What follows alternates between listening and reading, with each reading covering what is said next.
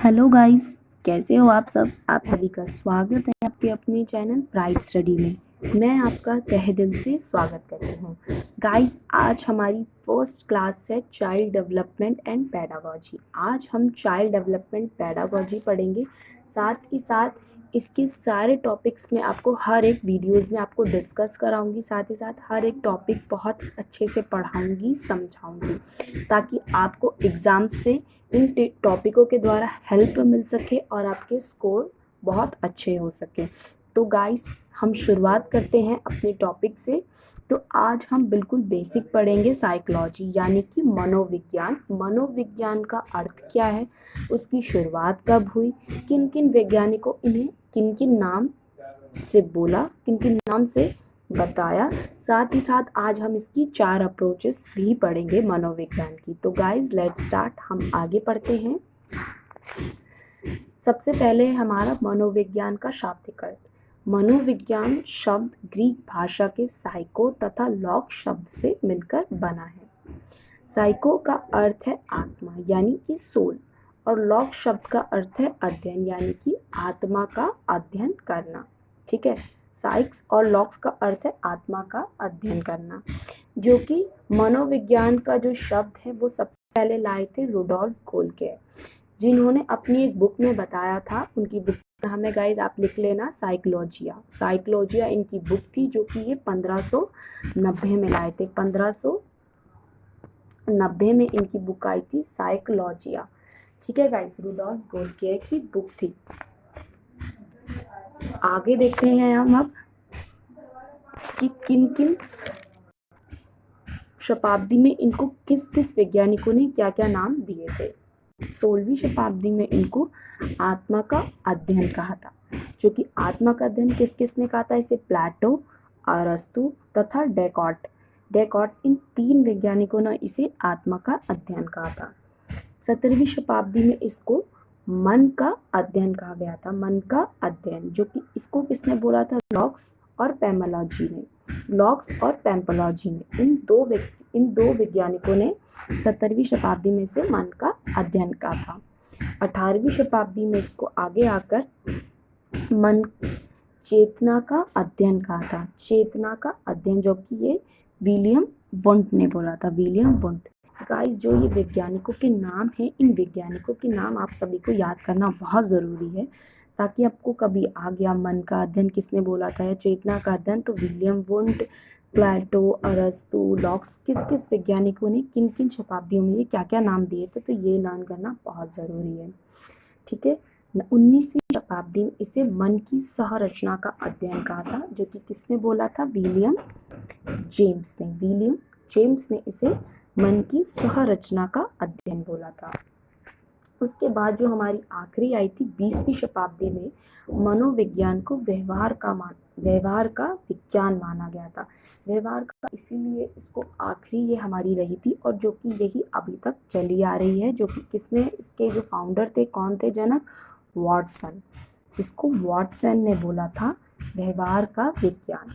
ठीक है गाइस, साथ ही साथ इसको और वैज्ञानिकों ने भी बोला था, जैसे कि स्किनर हो गए, थॉर्नडाइक हो गए, इन्होंने भी इसको, मनोवैज्ञानिकों ने भी बाद में इसको व्यवहार का विज्ञान मान लिया था, जो कि अभी तक चली आ रही है। व्यवहार का विज्ञान हम किस तरह से कह सकते हैं, व्यवहार का विज्ञान हम इस तरह से कह सकते हैं, क्योंकि व्यवहार से, दूसरे व्यक्ति के व्यवहार से पता चल जाता है कि उसका क्या रिएक्शन है, उसको अच्छा लग रहा है, बुरा लग रहा है, वो खुश है, वो दुख है, मतलब क्या दूसरे का रिएक्शन है। तो व्यवहार से हम दूसरे के माइंड में क्या चल रहा है, क्या अंदर सोच रहा है, उसके बारे में हम पता कर सकते हैं। तो व्यवहार का विज्ञान माना गया था, जो कि वॉटसन इसके जनक थे, और साथ साथ इसको स्किनर, थॉर्नडाइक आदि मनोवैज्ञानिकों ने भी इसे व्यवहार का विज्ञान मान लिया था। तो आगे देखते हैं हम शैक्षिक मनोविज्ञान। शैक्षिक मनोविज्ञान जो थे वो थे, इसके फाउंडर थे थॉर्नडाइक। शैक्षिक मनोविज्ञान के जो फाउंडर थे वो थे थॉर्नडाइक। थॉर्नडाइक को प्रथम शैक्षिक मनोवैज्ञानिक भी कहा जाता है, क्योंकि इन्होंने सबसे पहले शैक्षिक मनोविज्ञान की शुरुआत की थी।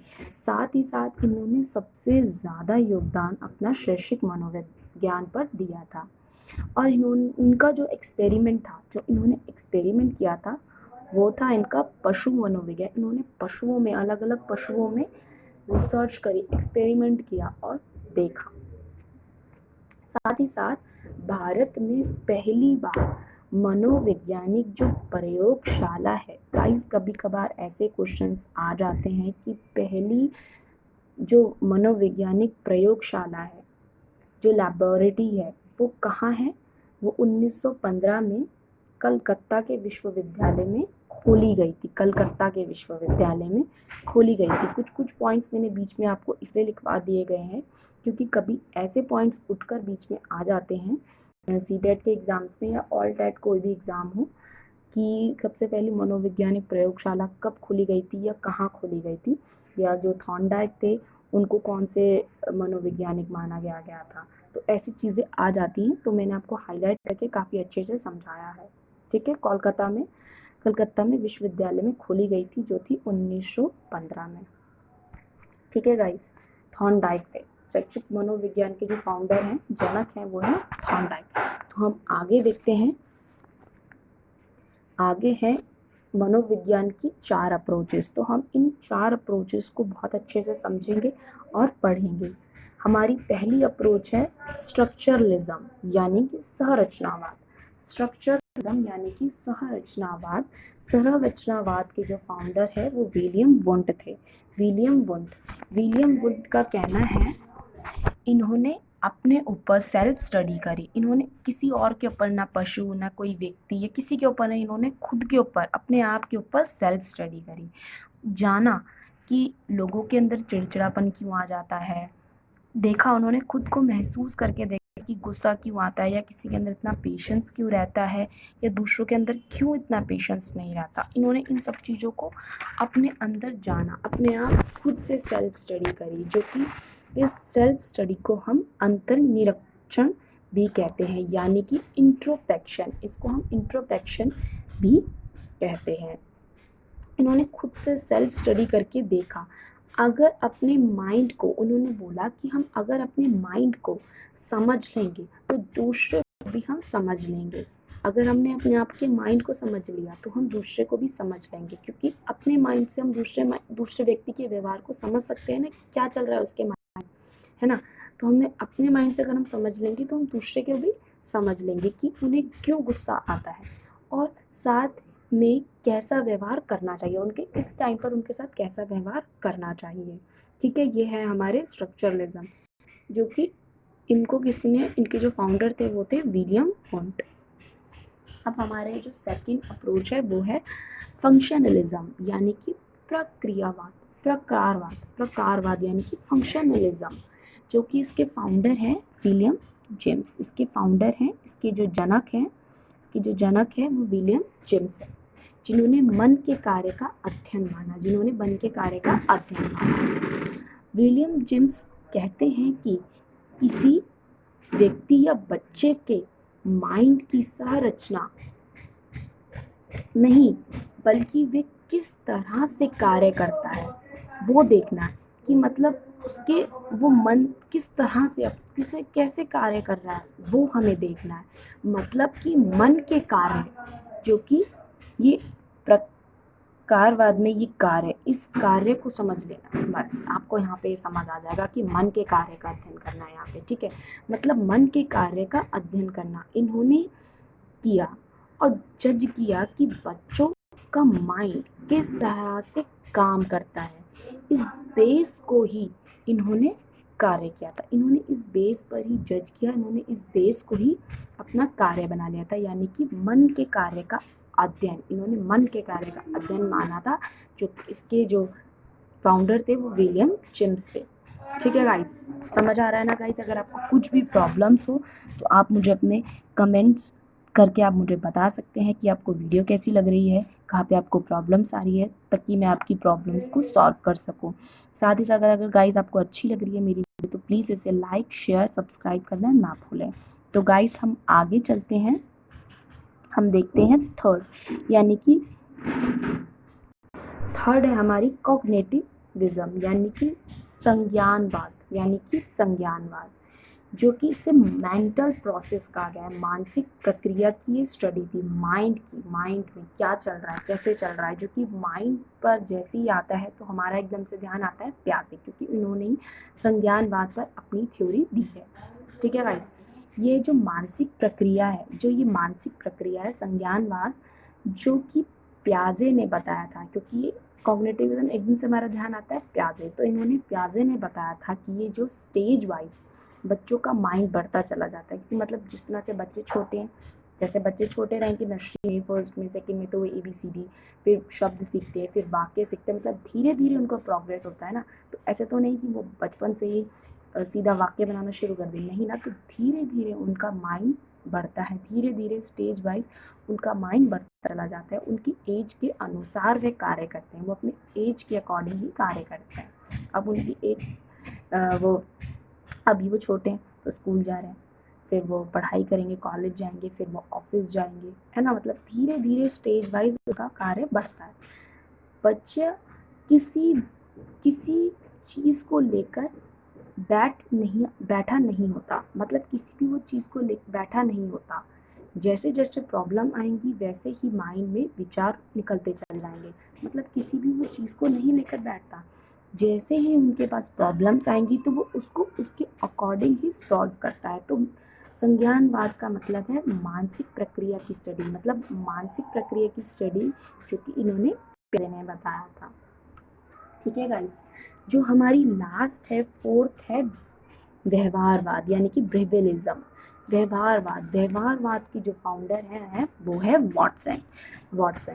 वॉटसन ने क्या कहा था, व्यवहारवाद जो कि अभी तक चली आ रही है, व्यवहारवाद से ही हम समझ सकते हैं कि दूसरे के दिमाग में, मन में क्या चल रहा है दूसरे के प्रति, व्यवहार से हम समझ सकते हैं ना कि क्या इनका चल रहा है अपने माइंड में, अच्छा सोच रहे हैं, बुरा सोच रहे हैं, या कि हंस रहे हैं, इनका क्या मतलब अंदर से क्या है, मतलब कोई चीज़ को अगर वो समझना नहीं चाह रहे, या अगर वो किस बात पर हंस रहे हैं, किस बात पर रो रहे हैं, क्या मतलब क्या उनका दूसरे के प्रति बिहेवियर है, उनको हमारा बैठना अच्छा लग रहा है या नहीं, मतलब हम व्यवहार से समझ लेते हैं कि वो हमारा बैठना पसंद कर भी रहे हैं या नहीं कर रहे। तो मतलब व्यवहार सबसे बड़ा मोटिव है जो कि आज तक चला आ रहा है, जो कि सबसे ज़्यादा माना गया है, जो कि इन्होंने अपने बच्चे पर अध्ययन किया था। जो हमारे वॉटसन थे, इन्होंने अपने बच्चे पर ही स्टडी की, इन्होंने 7 साल तक ये स्टडी करी थी वॉटसन ने, और इन्होंने कहा अगर हमें बच्चे के व्यवहार को समझना है, उनकी प्रॉब्लम समझनी है कि क्या उनको हेल्प चाहिए, उनके व्यवहार, उनको क्या हेल्प चाहिए, कहाँ उनको प्रॉब्लम्स आ रही हैं, क्या उनको उनके दिमाग में क्या क्या बातें चल रही हैं, इन सब चीज़ों को समझना है। तो इसके लिए बच्चे के व्यवहार को ऑब्ज़र्व, यानी कि ऑब्ज़र्वेशन, उनको समझना, ऑब्ज़र्व करते रहना चाहिए, व्यवहार को ऑब्ज़र्व करते रहना बहुत ज़रूरी है, यानी बच्चे का निरीक्षण करना होगा। मतलब व्यवहार को जानना है तो बच्चे का परमानेंट निरीक्षण करते रहे। तो उन्होंने 7 साल तक स्टडी करी थी, जो कि स्टडी करी थी उन्होंने खुद के अपने बच्चे के ऊपर।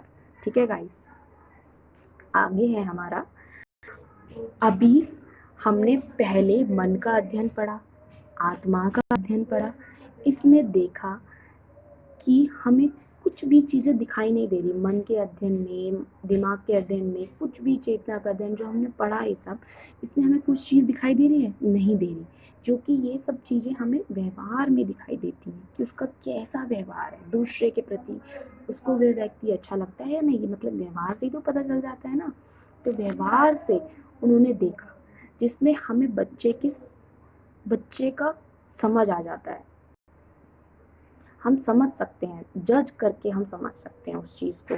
साथ ही व्यवहारवाद में जितनी भी थ्योरी होंगी, मतलब जो व्यवहारवाद है जितनी भी थ्योरी होंगी, वो सभी जो थ्योरी होंगी वो स्टिमुलस रिस्पॉन्स में होंगी, स्टिमुलस रिस्पॉन्स, जो कि इसके जो और भी हम आगे पढ़ेंगे उसमें मैं आपको जो हमारी जो थ्योरी होगी व्यवहारवाद में, उसमें पावलव है, थॉर्नडाइक है, वॉटसन है, स्किनर है, बहुत सारे इन्होंने वैज्ञानिकों ने अपना व्यवहार पर अपना थ्योरीज दी हैं।